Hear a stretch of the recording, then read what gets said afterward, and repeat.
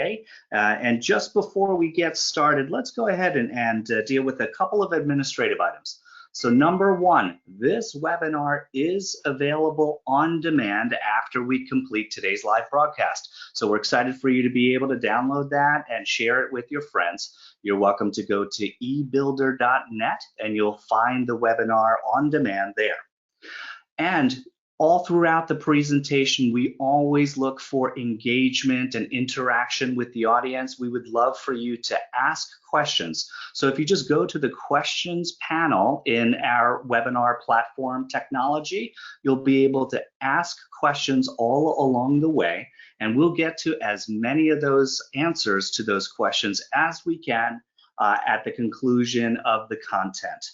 So I'm very excited to just share the purpose of this particular call. In fact, we put this together so that we could respond to the many questions you've had in our previous webinars about the infrastructure funding sources. What we're trying to do in this webinar is to demystify all of these various funding sources. There is the FAST Act. There is the Bipartisan Infrastructure Law, which is formerly known as the IIJA. And we also have ARPA and many others that are swirling around. And you're seeing lots of news. Some organizations and some states have released significant information about funding amounts in the areas of bridges and in airports and other areas. And so we're super excited to share that with you. My name is Chris Bell. I'm the Vice President of Product Strategy and Marketing here at Trimble Project and Program Management. And I am excited to have Bob Stern with us. Bob is the Director of Infrastructure and Partnerships with Trimble Utilities and brings a different perspective on the funding sources. So let me go ahead and first get a poll launched to you. And so what I'd like to get feedback on is specifically which of the federal funding sources is your organization currently receiving or applying for? So if you can, just go ahead and fill out this information. It's just one simple click. This could be what funding source are you most interested in, but what are the ones that you're considering taking advantage of?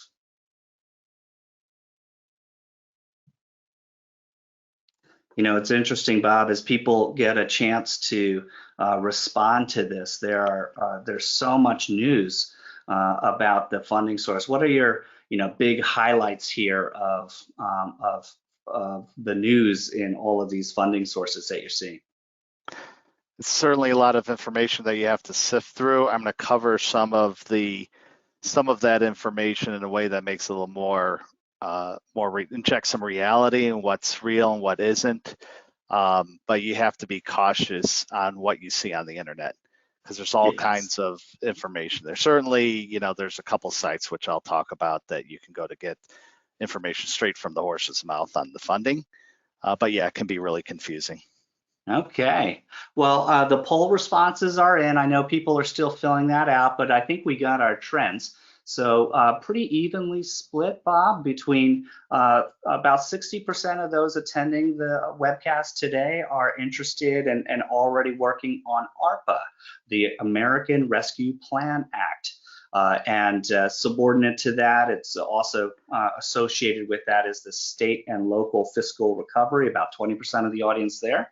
Also, around 60% is the Bipartisan Infrastructure Law, formerly known as the IIJA. And then about 20% are also dealing with Fixing America's Surface Transportation Act.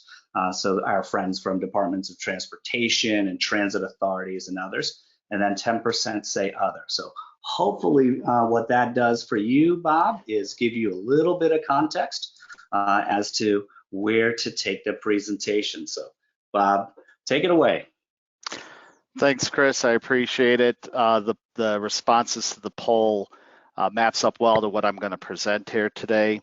I'm going to talk about the infrastructure law as well as ARPA. And let me go ahead and click my slide here.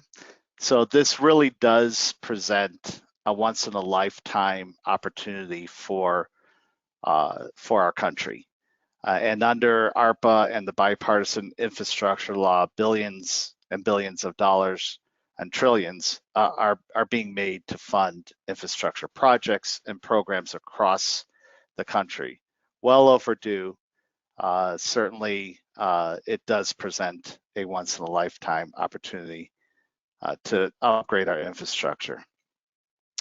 So in focusing on both, there are different funding categories and laws. So under ARPA, which was approved by Congress, the primary administrator and funding authority is the US Treasury. And that's a great resource to go identify and learn more about ARPA, funding categories and projects that qualify and get an application and that sort of thing. And the money has been distributed to state and local governments, the first in 2 tranches. So the first tranche was distributed in July, and the second tranche will be distributed in May of this year. And that's to fund eligible programs. And then the organizations that receive the funding, primarily the state and local government entities, have to report back on compliance and spending. On the other hand, on the infrastructure law, that funding is primarily going to be done through federal agencies like EPA, DOT, and others, EPA and Department of Energy. And there's 3 spending systems for acquiring that funding when it does become available. It is right now, the funding has not flowed down through the agencies or through any application processes, but stay tuned, we'll learn more. But that's through the 3 different spending systems: federal government procurement, federal grants, and allocations that are going to be made through the states. And it's the agency's responsibility to report back to Congress to ensure that the spending is reflecting what was in the intent of the law. But time is of the essence right now, especially on the ARPA side. So if we look at the ARPA timeline, it was signed into law in March of last year. And I talked about half of the funding has already been distributed to state and local government. But as of right now, only 20% of ARPA funds have been spent. So the US Treasury and Congress have put in place some guidance around applying for this funding. So you need to get your applications in, or funding at least identified, by the end of 2024. And the funding for those projects need to be completed by the end of 2026. So if now's the opportunity to really dig in and identify those projects and programs you want to fund through ARPA and get the applications in. In terms of the Bipartisan Infrastructure Law, what's important to note here is that within 90 days of the president signing the law back in November, all the agencies identified under the infrastructure law to provide funding and programs and projects have to submit their plans for fiscal year 2022 within that 90-day period, which is the middle of next month. We have seen a couple of agencies already provide guidance or some initial thoughts around funding from the DOE and the EPA, and I'm going to talk about that a little bit in subsequent slides. So moving on to the Bipartisan Infrastructure Law and unpacking what's in there. So it is $1.2 trillion in funding that has been signed into law. Little less than half of that is new spending over a 5-year period to 2026. And just to highlight some of the funding categories we see in here: power and grid, $65 billion, $55 billion for water infrastructure, a broad category of resiliency that could apply to flood control, upgrading infrastructure, roads, bridges, and major projects, $110 billion, rail, $66 billion, ports and waterways and airports and broadband, billions and billions of dollars more that'll be made available through the infrastructure law. So a number of different categories. You really have to dig into each category to identify the specific projects or programs or funding categories that fit within these broader buckets. So for example, since I'm from Trimble Utilities, we took a look at the water infrastructure bucket of 55 billion. Well, what's within that we can look at infrastructure and projects and programs that the funding can apply for. So most of or a big chunk of the funding is going to be done through the state revolving fund programs, clean water and drinking water. So if you're familiar with that process on the water side, that's going to apply under the infrastructure law. You will apply for the funding just the same way you've done in the past with both SRF programs. They did allocate $15 billion to lead service line replacement. That is also being funded under the drinking water state revolving fund, so it's going to be dispersed through that. So looking at that as a category to fund, probably still have lead pipes in your drinking water network, it's a good opportunity to get rid of them. And then there's, you dig more and there's money available for sewer overflow programs, drinking water resilience, and clean water resilience. So you really have to kind of do your homework and go in and unpack each of these broad categories under the infrastructure law and identify what's relevant for your state and local government and priorities that you might have for allocating this funding and projects you have. Now, quickly moving to ARPA. So as I mentioned, this was passed back in March. It did cover $350 billion in COVID relief funding. And most of that money is being allocated towards revenue replacement for governments, COVID program expenses, premium pay for staff.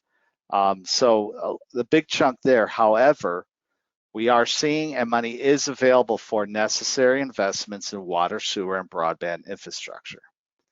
So there's an additional source of funding that's available today to go after, and working with your administrators at the state and local level and submitting projects to get funding through ARPA or working with them to get funding through ARPA.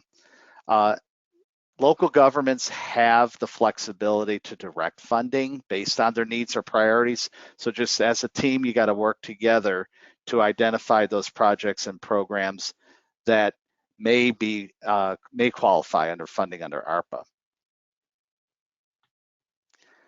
So I did mention that the funding for ARPA was already made in 2 tranches. This is an example of the millions of dollars that flowed through to state and local government, and the next tranche will be in May. So that funding will be in the bank accounts of our state and local government. And what's important about that, as I mentioned before, is get your projects identified, work with your peers within the local government for grants and the application process, and getting those projects on the list for funding through ARPA. So as of right now, only 20% of the funding under ARPA has been allocated. So that's why the U.S. Treasury and the administration has focused on getting some of this money out as quickly as possible and provide some guidance around get your funding obligated, get your applications in for your projects and programs, get the funding approved by the end of 2024, and the projects and programs that you do get funding for have to be spent by the end of 2026. So there is while that may be 5 years off or 4 years off, however you want to look at it, it does take a while to get these projects and programs started. So time is of the essence to get your applications in. So if you look at some of the projects that might be available to be funded under ARPA, from a utilities perspective and looking at clean water and drinking water, there are a number of projects that would qualify based on U.S. Treasury guidance around funding. And again, those are going to map, just like the infrastructure law, those are going to map to and be funded through the state revolving funds of your particular state.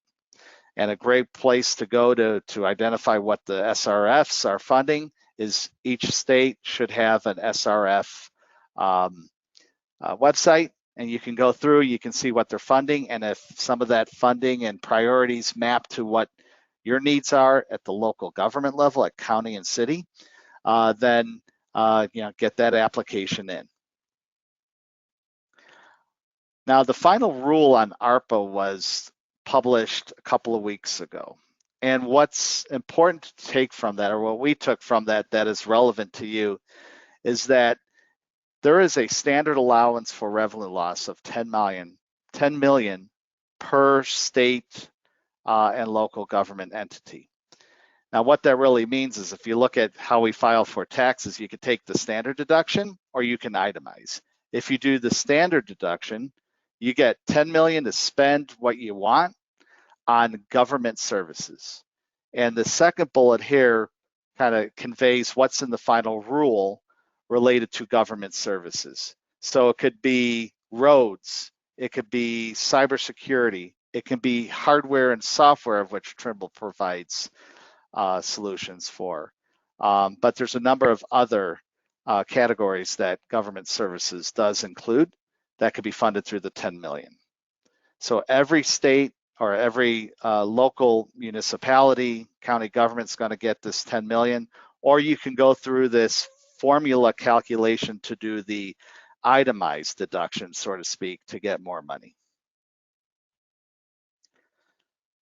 So with that said, Trimble is positioned to deliver a number of solutions from eBuilder to our solutions around water and wastewater and even electrical under the Trimble Unity platform, CityWorks Asset Management, and as many of you know, our portfolio of handhelds and receivers that map perfectly to what's in the infrastructure priorities.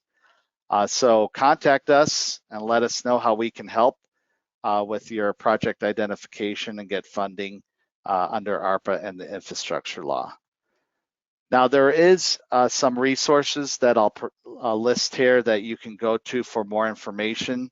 There's the U.S. Treasury website that has the applications for funding under ARPA, guidance under ARPA, all kinds of information straight from the horse's mouth there.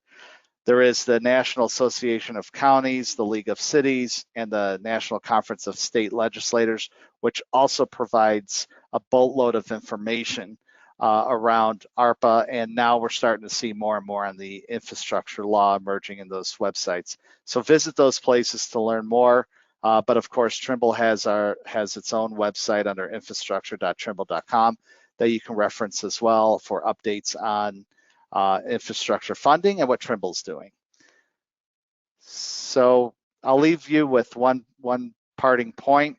Again, this is once in a lifetime opportunity. Think big, folks, right? There's an opportunity to use multiple funding vehicles to fund your programs and projects. Build resilience into your programs by using the latest technologies.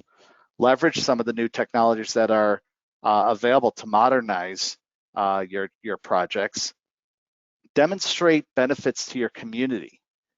Empower social equity and build a program that your communities can be proud of and support. So think big, folks. Now's the opportunity. It is once in a lifetime, and you can come to Trimble for some help and support in your endeavors to procure funding for your projects and programs. That's it, Chris. That's all I had. So I'll turn it back over to you. Yeah, Bob, well, thank you. I would add a couple of pieces. Our audience here that comes to these webcasts often take a look at the world or look at the world through the lens of a capital improvement program. And one thing that I would offer to you that Bob had shared on ARPA here is that the ARPA funds, as Bob had described, are really in response to revenue loss or pandemic impacts that you would need. And what we're talking about, the new piece of like $10 million, boom, straight away, it's like it's coming to you, and you still have the opportunity to list the projects. Let me give you one piece of language that came out in the final version. So there's a definition. The question we often get is, hey, is my project eligible for some of these funds? And specifically for ARPA, one of the things that you'll have to make note of is that it has to be reasonably proportional response to a public health or negative economic impact of the pandemic. So if you have a work order or something like that within your CIP that really is a response to public health or a negative economic impact, it's likely that that project or task order is eligible for ARPA coverage and ARPA reimbursement. What I would tell you is that there are some expectations, is that if one of your projects is over $1 million, there's an expected need for additional written justification to make sure that it is in alignment with the expectations of ARPA. I'm not talking about the Bipartisan Infrastructure Law. And give you a specific example is, if you were to start a brand new greenfields project to accommodate social distancing in one of your facilities, that's kind of like a big longer term answer to accommodating social distancing and the healthcare benefits of the project. They would suggest something faster. So rather than handling the bipartisan or a brand new project, is that perhaps a scope of work around air handling, filtering, quality is something, an HVAC modification of an existing facility is a faster response to the pandemic and more likely to be a part of the ARPA funded scope as opposed to a greenfields project, which might take too long. So that's, Bob, I just wanted to throw that in for our audience. I know a number of customers are good info. Yeah. Hey, so a couple of key takeaways. While I'm sharing these takeaways, go ahead to our questions panel right now and ask your questions to Bob or to myself. Just type them in. We'll take as many as we can, but a couple of key takeaways here. So, big things, Bob, and my takeaways on this one is that 20% of the ARPA funds, are already obligated, but we have these other tranches. This, for ARPA, the deadlines are quickly moving, and our state and local organizations that are on the line really should be on this and well underway. What I would offer for those that are managing capital improvement programs, 4 steps. Inventory your projects in your capital improvement program. That's one thing I would do. I would align its eligibility to the funding source. Some may be bipartisan infrastructure law, some may be related to ARPA. And then, request your funding and, get started on these things. Bob, you look like you got a good point to make here. Oh, I was just putting that up to support what you're talking. Time is of the essence. So work within your government entities to identify the priorities and projects and programs. A great place to go that I've learned in talking with other customers that we've had conversations with about funding is that some of the ARPA funding budgets and priorities are on the city, county, and state websites. So you could just Google your city name and ARPA funding, and you may see information there related to what the priorities are and what's been already allocated. Yeah, thank you, Bob. So we're going to go ahead and, as you think about questions, we're going to launch a second poll here. Is given FAST Act, Bipartisan Infrastructure Law, ARPA, and all these other funding mechanisms that are coming out, what do you expect the impact to be to your capital improvement program project volume as a result of these funding sources? So we're looking for feedback, is given all of these new funding mechanisms that are coming down the pike, from your organization's perspective, do you expect to see an increase in project volume really no change, or do you expect that your project volume may actually decrease as a result of these funding sources? So go ahead and let us know what your what's going to happen within your organization. You know, Bob, as people fill out the response to all of these funding sources and projects, you know, I get a lot of feedback that this is going to release a number of backlogged projects, you know, particularly in water. What are you hearing about the water utilities side of the equation? Are people starting up a bunch of water projects, lead line replacement? What I've seen and what we've seen is that many municipally owned water utilities, whether it's drinking water, wastewater, or stormwater, have projects and programs that they've been wanting to fund for some time. And we have conversations about those and what might qualify for funding under ARPA, and trying to map those projects directly and helping our customers get the process started. One of the things we did learn too is that you know, once you've seen one city, you've seen one city. Once you've seen one county, you've seen one county. Everybody's different in how they're deploying funding under ARPA and managing the priorities and this sort of thing. But you know, there's the whole grant application process to kind of navigate through. Some municipalities we've talked to have no idea where they go to identify somebody who can do the grant application for them. In some cases, the counties of which those municipalities reside have grant writers and grant administrators. So you kind of have to like look around within your own government organization to identify those resources that are available. And we've been helping our customers do that. So it's not an easy process. It's just finding the right, you know, it's not what you know, it's who you know kind of thing. And it's just, you know, we work in partnership with our customers to help them there. Sure, sure. So Bob, we're getting questions. And again, thank you for typing your questions into the questions panel. We're going to get to those. Just some feedback from the poll. So 85% of those attending are sharing that they expect an increase in project volume that they're going to take on. So that certainly triggers that. How do you get it all done? Doing more with the same level of resources within your organization, and we can certainly unpack that. But 38% of that 85% had indicated a significant increase in project volume. 43% in slight increase in project volume, with 15% saying no change. We did have some organizations indicate that they would have a slight decrease in project volumes, but by far the vast majority are indicating a growth in project volume over the next couple of years. So let me throw a couple of questions here at you, Bob, and one of the first ones that came up is when?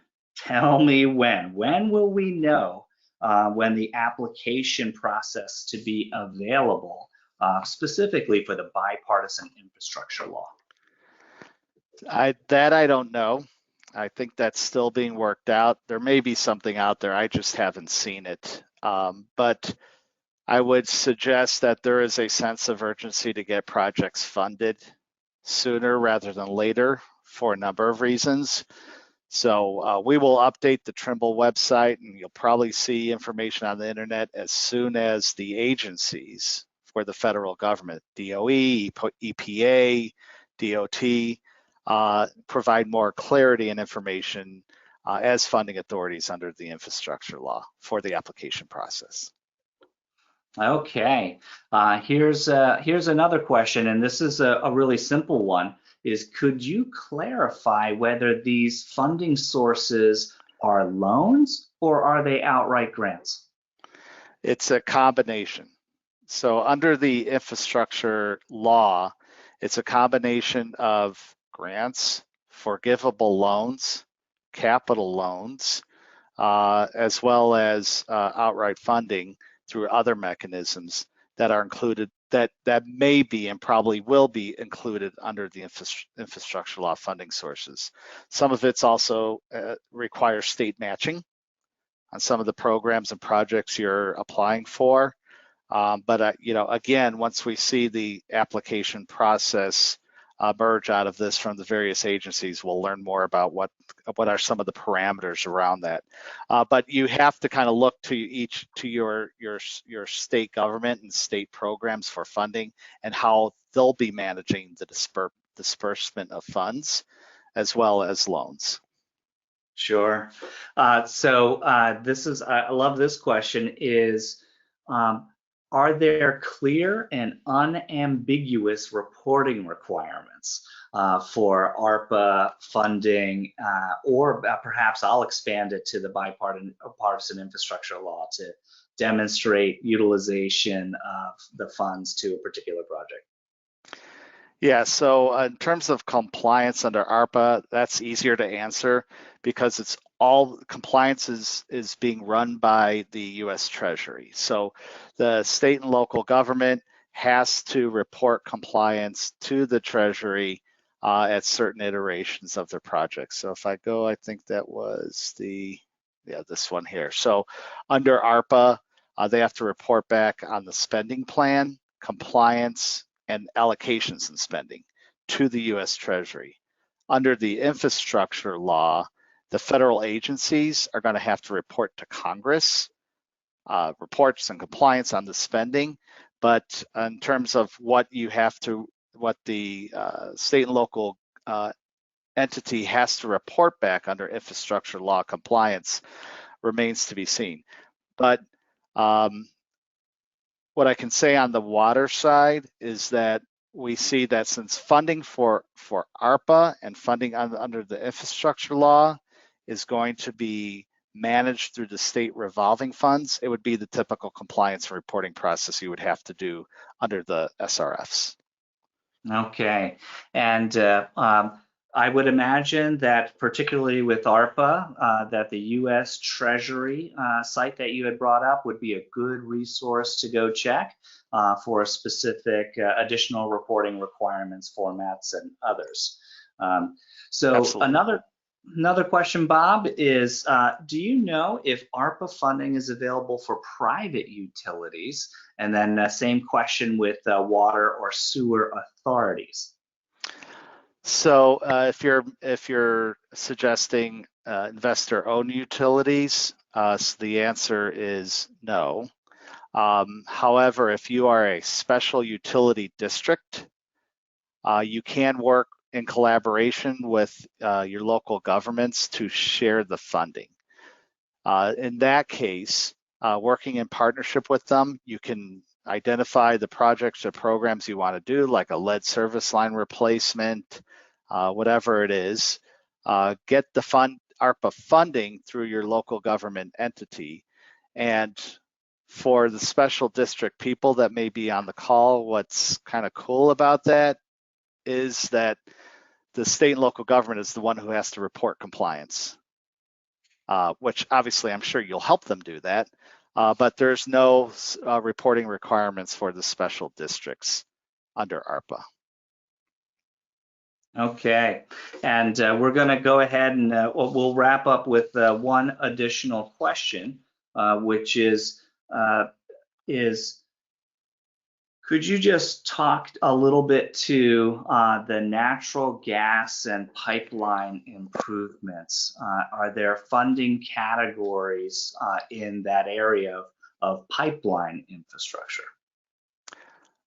So there is, I know for sure there is under the infrastructure law, there's pipeline replacement, improvement, resiliency projects for gas utilities or municipally owned gas utilities. And under ARPA, remember, there's that flexibility to identify local priorities and projects and programs that may qualify from a gas perspective under ARPA. But I do know in reading the infrastructure law that there is money available for gas projects, primarily old pipeline replacement. Okay, well, Bob, there were additional questions that we didn't have time to get to, but we do appreciate that. We will try to answer your questions as a follow-up to the webinar. We had some comments saying, hey, can you show me that slide, or can you bring that up? We're going to make these slides available, as well as the content for all of the content will be made available on demand, so you'll be able to go back and look at this information. We're happy to share. So the wrap up here and a takeaway is that we're here to help. The organization Trimble has a wide capability in supporting our state, local, government agency, as well as transportation authorities, airport authorities, and many others. If you are in the world of improving capital assets and responding to the needs that are around as an owner, we have solutions here for you. We're happy to help. A lot of what's happening now as a trend is that owner organizations are getting their program management and technology needs met so that they can accommodate this influx of increased project load. And so that's an important first step, and we're here to help.